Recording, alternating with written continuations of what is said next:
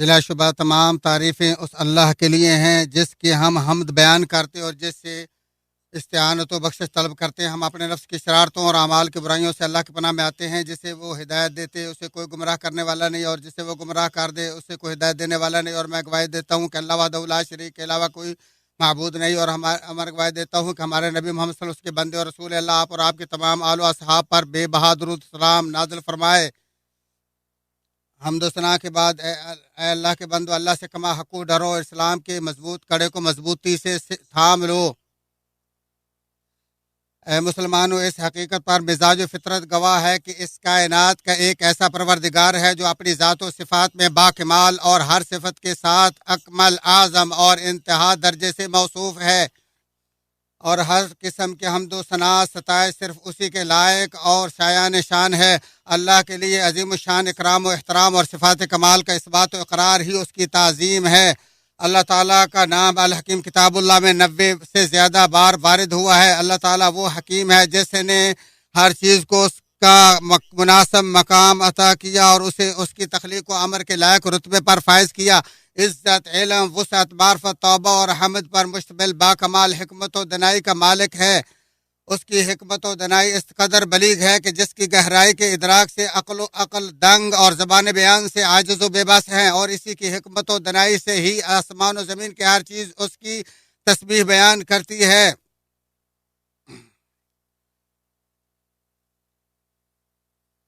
وہی سبحانہ آسمان و زمین کا حکیم و معبود ہے، جیسا کہ فرمایا وہی آسمان و زمین میں معبود برحق اور وہی بڑی حکمت والا علیم ہے۔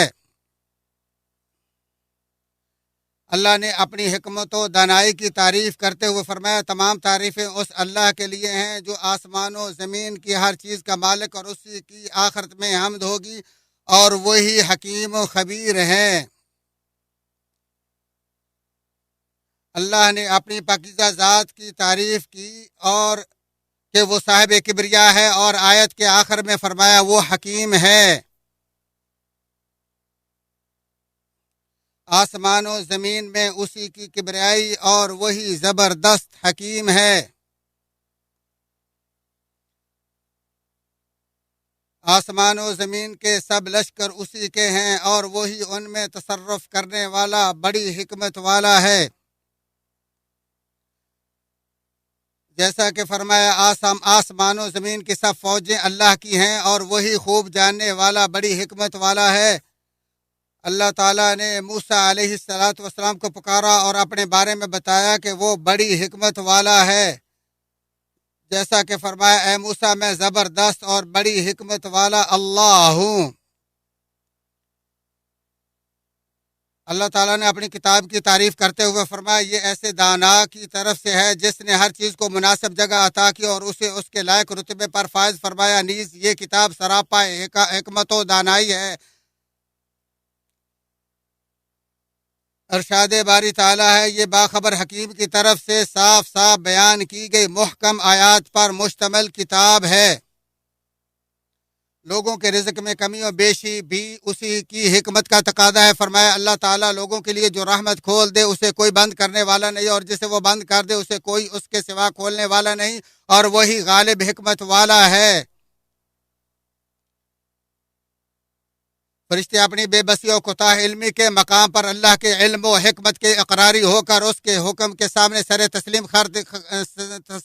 خم کر دیتے ہیں، جیسا کہ فرمایا انہوں نے کہا تو پاک ہے، ہمیں صرف اتنا ہی علم ہے جتنا تو نے سکھایا، بلا شبہ تو ہی خوب جاننے والا حکیم ہے۔ حاملین عرش اور اس کے ارد گرد والے فرشتے مومنوں کی بخشش اور دخول جنت کی دعا کرتے ہیں، اور ان کی دعا اللہ سبحانہ کے نام الحکیم پر ختم ہوتی ہے، جیسا کہ فرمایا اے ہمارے رب جن کے ساتھ ہمیشہ کی جنات کا تو نے وعدہ کیا ان میں ان کو اور ان کے آباء و اجداد، بیویوں اور اولاد کو داخل فرما جو نیک عمل ہیں، یقیناً تو غالب و با حکمت ہے۔ اور اللہ تعالیٰ نے تمام پیغمبروں سے فرمایا بلا شبہ تمام وہی بڑی حکمت والے کی طرف سے نازل ہوتی ہے، جیسا کہ فرمایا اسی طرح آپ اور آپ سے قبل تمام رسولوں کی طرف غالب اور بڑی حکمت والا اللہ ہی وہی نازل کرتا ہے۔ تمام انبیاء علیہم السلام اپنی تمناؤں امنگوں کو منوانے کے لیے اللہ سبحانہ کے الحکیم نام کے واسطے سے دعا مانگتے تھے، اور ابراہیم علیہ الصلوۃ والسلام نے اپنے رب سے اس کی الحکیم نام کے واسطے سے دعا کی وہ ہماری طرف محمد صلی اللہ علیہ وسلم کو مبعوث فرمائے، جیسا کہ فرمائے اے ہمارے رب انہی میں سے ایک ایسا رسول بھیج جو ان کے پاس تیری آیتیں پڑھے، انہیں کتاب و حکمت سکھائے اور انہیں پاک کرے، یقیناً تو غلبہ اور بڑی حکمت والا ہے۔ ابراہیم علیہ السلام نے اپنا وطن چھوڑا اور اللہ کی طرف ہجرت کرتے ہوئے کہا بے شک اللہ بڑی حکمت والا ہے، جیسا کہ فرمایا اور اس نے کہا میں اپنے رب کی طرف ہجرت کرنے والا ہوں جو غالب اور بڑی حکمت والا ہے۔ طویل عمر تک ابراہیم علیہ السلام کے ہاں اولاد نہ ہوئی، پھر فرشتوں نے اس کی بیوی کو بیٹے کی خوشخبری تب دی جب وہ بوڑھی اور بانجھ ہو چکی ہے، سو وہ اس بشارت سے حیرت زدہ ہوتی ہے تو فرشتے اسے کہتے ہیں بلا شبہ اللہ علیم و حکیم ہے، جیسا کہ فرمایا انہوں نے کہا ہاں تیرے رب نے اسی طرح فرمایا ہے، بے شک وہ حکیم علیم ہے۔ یعقوب علیہ السلام نے یوسف اور ان کے بھائی کی گمشدگی پر صبر اور اس غم کی دوری کے انتظار کے ساتھ کشادگی کی امید کے پورا ہونے کے مناسب وقت پر اللہ کے علم کو فوقیت دی اور غم کی دوری کے اسباب کی تیاری میں حکمت الہی پر یقین رکھتے ہوئے اللہ کے نام الحکیم کے واسطے سے پر امید دعا مانگی، جیسا کہ فرمایا بس اب صبر ہی بہتر ہے، قریب ہے کہ اللہ تعالیٰ ان سب کو میرے پاس ہی پہنچا دے، وہی علم و حکمت والا ہے۔ عرصہ دراز کے بعد جب طویل ترین مصائب و پریشانیوں سے یوسف علیہ السلام کی جان چھوٹی تو انہوں نے بھی اللہ کے فضل و احسان کا تذکرہ کرتے ہوئے اس سلسلے میں حکمت خداوندی کو ہی معتبر قرار دیا، جیسا کہ فرمایا اس نے میرے ساتھ احسان کیا جب مجھے جیل سے نکالا اور آپ لوگوں کو صحرا سے لے آیا، اس اختلاف کے بعد جو شیطان نے میرے اور میرے بھائیوں کے درمیان ڈال دیا تھا، میرا رب جو چاہے اس کے لیے بہترین تدبیر کرنے والا ہے اور وہ بہت علم والا حکمت والا ہے۔ اور اللہ سبحانہ کا نام الحکیم اس کی خلق و امر اور اس کے دینی و کونی ارادے سب کو شامل ہے۔ ابن قیم رحمہ اللہ فرماتے ہیں عزت سے مراد کمال قدرت اور حکمت سے مراد کمال علم ہے، اور انہی دو صفتوں کے تحت ہی اللہ سبحانہ و تعالی جو چاہتا ہے فیصلہ کرتا اور حکم دیتا اور منع کرتا ہے، اور اسی کے تحت ستائش و سرزنش کرتا ہے، اور یہی دو صفتیں خلق و امر کا مصدر ہے۔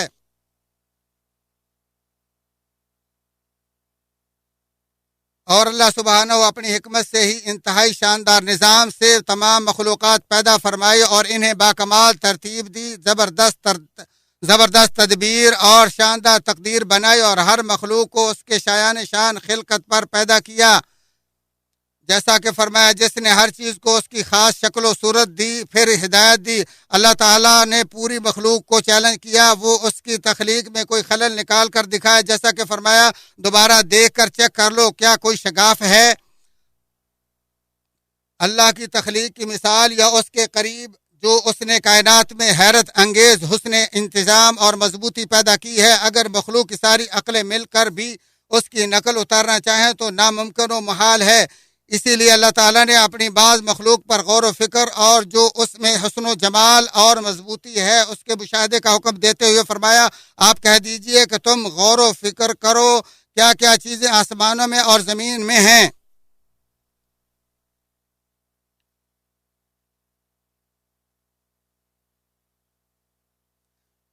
اسی سبحانہ کی حکمت کا تقاضا ہے کہ اس نے اپنی مقدس ہستی اسلام اور اپنے اوامر و نواہی سے اپنے بندوں کو آگاہ فرمایا اور کتابیں نازل کیں، اور یہ کہ وہ ہماری توبہ قبول کرنا چاہتا ہے، اور یہ کہ دنیاوی امور کی اصلاح کا انحصار دین پر ہے، جیسا کہ بعض سلف کا کہنا ہے کہ اللہ کے حکم و شریعت کی اگر صرف یہی ایک ہی حکمت عظیم ہوتی کہ وہ ہر خیر و بھلائی کی بنیاد اور تمام خوشیوں کی تکمیل ہے تو یہی کافی اور شافی ہوتی۔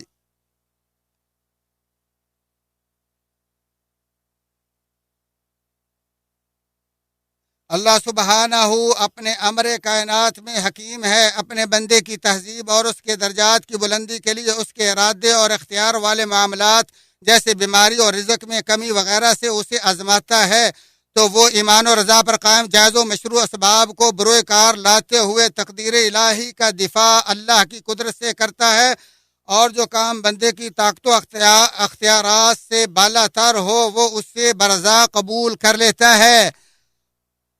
اور اللہ کے اپنے حکم پر اس کے غلبے اور فیصلے میں عدل و انصاف اور اس پر لاگو ہونے میں اس کی عظیم حکمت کی گواہی دیتا ہے، اور یہ یقین رکھتا ہے کہ جو نصیب میں ہے وہ مل کر رہتا ہے، اور جو نصیب میں نہیں وہ کبھی نہیں مل سکتا، اور یہ کہ اسے اللہ کے عدل و حکمت کی بنیاد پر ہی واجب اور ضروری قرار دیا گیا ہے۔ بس اوقات اللہ عز و جل اپنے بندوں کے لیے اپنی بعض حکمتوں کا اظہار کر دیتا ہے، چنانچہ اس نے بتایا کہ کتابوں کے نزول کا مقصد مومنوں کی ثابت قدمی، ہدایت اور ان کے لیے بشارت ہے، جیسا کہ فرمایا کہہ دیجئے کہ اسے آپ کے رب کی طرف سے جبریل حق کے ساتھ لے کر آئے ہیں تاکہ مومنوں کو اللہ تعالیٰ استقامت دے اور مسلمانوں کی رہنمائی اور بشارت ہو جائے، اور رسولوں کو بھیجا تاکہ کسی کے پاس یہ بہانہ نہ رہے کہ اسے دین کا پتہ نہیں تھا، جیسا کہ فرمایا ہم نے انہیں خوشخبری دینے اور آگاہ کرنے والے رسول بنایا تاکہ رسولوں کے بھیجنے کے بعد لوگوں کی کوئی حجت اللہ تعالیٰ پر نہ رہ جائے، اور یہ کہ اللہ تعالیٰ نے لوگوں کو آزمایا اور بار بار آزماتا ہی رہے گا تاکہ اللہ تعالیٰ ان کے اپنے ساتھ تعلق کی سچائی کو دیکھ لے، جیسا کہ فرمایا کیا لوگوں نے یہ گمان کر رکھا ہے کہ ان کے اس دعوے پر کہ ہم ایمان لائے ہیں ہم انہیں بغیر آزمائش کے چھوڑ دیں گے، اور اللہ کا اپنے بندوں کو علم غیب سے محروم رکھنے اور اسے اپنے ساتھ خاص کرنے کے میں بھی حکمت ہے، فرمایا وہ پوشیدہ اور ظاہر سب چیزوں کا جاننے والا حکیم و خبیر ہے۔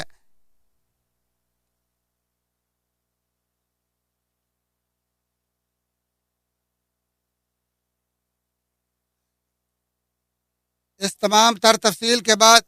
اے مسلمانوں، اللہ اکیلا ہی خلق و امر کا حقدار ہے، اپنی کائنات میں جو چاہتا ہے کرتا ہے اور اپنی شریعت میں من مرضی کے فیصلے کرتا ہے، اس سے کوئی سوال نہیں کر سکتا اور نہ ہی اس کی حکمت میں کسی عیب کو مجال ہے، جیسا کہ فرمایا وہ اپنے کاموں کے لیے جواب دہ نہیں جبکہ وہ سب اس کے آگے جواب دہ ہیں، یعنی تمام مخلوقات سے سوال کیا جائے گا۔ مسلمان اللہ کے نام الحکیم کے مفہوم کو عبادت جانتا ہے، کیونکہ جب بندہ اللہ کی حکمت کا پورا یقین کر لیتا ہے تو وہ اس کی حیرت انگیز مخلوق اور مضبوط کاریگری سے لطف اندوز ہوتا ہے، اللہ کی شریعت کی تعظیم کرتے ہوئے اس سے ڈرتا ہے، اپنی خطاؤں پر شرماتا اور اس کے اوامر و نواہی کے سامنے جھک جاتا ہے، اور وہ انتہائی خوش ہوتا ہے کہ اللہ نے اسے اپنی حکمت و مرضی سے اس دین کی سمجھ عطا فرمائی، اور یہ کہ شریعت بڑی حکمت والے کی طرف سے انسانیت کی سعادت مندی کے لیے مارز وجود میں آئی ہے، اور اگر اس پر کوئی مصیبت آتی ہے تو وہ اللہ کی قضاء و قدر پر خوش ہو کر تسلیم کر لیتا ہے کہ جو فیصلہ اللہ نے اس کے لیے کیا ہے وہ اس کے لیے خیر و بھلائی اور بہتری پر مبنی ہے، جیسا کہ فرمایا ہو سکتا ہے کہ تم کسی چیز کو برا سمجھو اور وہ تمہارے لیے بھلی ہو، اور اسے یقین ہو جاتا ہے کہ اس کے پیچھے ضرور کوئی حکمت ہے جس کا اسے پتہ نہیں، اور یہ کہ وہ تنگی و خوشحالی دونوں حالتوں میں اس کی نعمتوں میں خوب موجیں مارتا ہے۔ آپ علیہ الصلوۃ والسلام نے فرمایا مومن کا معاملہ بڑا حیرت انگیز ہے، بلا شبہ اس کا سارا معاملہ خیر و بھلائی پر مبنی ہے، اور یہ صرف مومن کے لیے اور کسی کے لیے نہیں ہے، اگر اسے کوئی خوشی ہو تو شکر اور کوئی تکلیف ہو تو صبر کرتا ہے، تو ان دونوں حالتوں میں اس کے لیے خیر و بھلائی ہی ہوتی ہے۔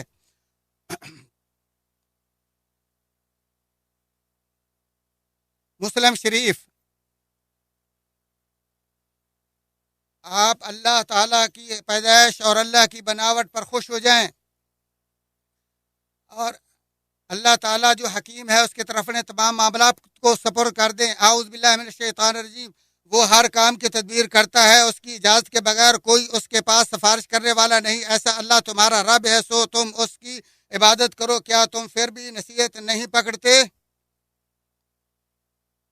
اللہ تعالیٰ میرے اور آپ کے لیے قرآن عظیم کو بابرکت بنائے اور اس کی آیات و ذکر حکیم کو میرے اور آپ کے لیے نفع بخش بنائے، اسی پر اکتفا کرتے ہوئے اپنے تمہارے اور تمام مسلمانوں کے لیے اللہ سے بخش طلب کرتا ہوں، آپ بھی اسی سے بخشش و معافی طلب کرو، وہی بخشنے والا مہربان ہے۔